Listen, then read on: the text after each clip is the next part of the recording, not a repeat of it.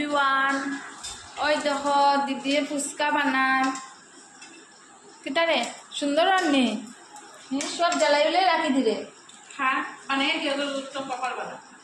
আর ওই দেখো আমি আলু মাখমু এখন আলু সিদ্ধ করে দিলাম, পেঁয়াজ কাটিয়ে দিলাম, মরিচ পেঁচিয়ে দিলাম, সব আমি করলাম। আর তারা ভিডিও করে এখন নাম সব আমি কাম করে আমি একদম মিশা কথা। এখন আমি মোবাইল ধরছি দিকে তাই এত দিলাম হলে আমি আর একটু বাজিলাম।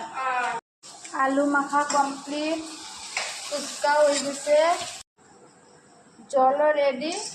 এখন খালি আমরা খাইতাম। আর তো দে এখন খাওয়া শুরু হয়ে গেছে।